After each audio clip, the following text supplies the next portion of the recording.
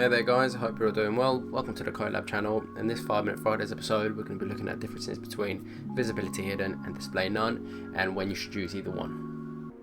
Just quickly before getting to this video guys, if you guys like the content, please give this video a thumbs up and subscribe to the channel, as I post weekly videos on many different aspects of web development, and make sure you turn on notifications so you guys never miss a video.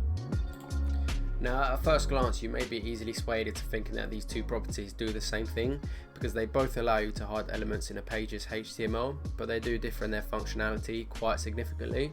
So looking at these brief descriptions, you can see using visibility hidden hides an element from the browser, but it still appears in the document flow. So this basically means that it makes the element invisible to the browser, but it still remains in place and takes up the space had you not hidden it at all.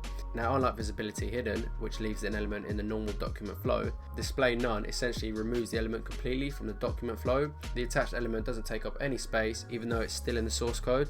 So as far as the browser is concerned, the item is essentially gone.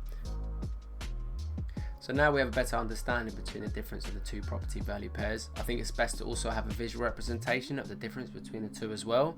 So inside VS Code here, we have a container which has 3 divs inside of it. Each of these divs has a general class of boxes, and then they have their own individual class at box 1, 2 and 3. Now we also have an internal style sheet here which has the basic styles for all the things you can see here in the browser. Now what I'm going to do is apply the display none and visibility hidden to box 2 to see how they affect the document flow. So we'll go inside the style sheet here.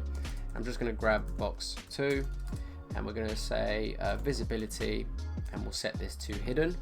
Now as you can see, what this does is hide the element from the browser, but it's still appearing in the document flow.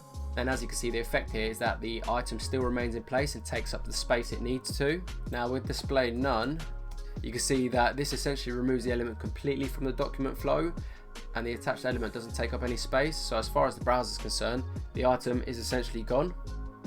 Now in regards to which one you should use, the visibility hidden property is not used very frequently, and especially not on its own. So if you're using other CSS properties such as positioning to achieve a layout, you might use visibility hidden to hide them initially, only to reveal it on like a hover effect. Whereas display none does find appropriate application in live scenarios. So for example, if you're building a responsive site, you might include elements that are available for one display size but not for others. So you would use display none to hide that element initially and then turn it back on when you use media queries later.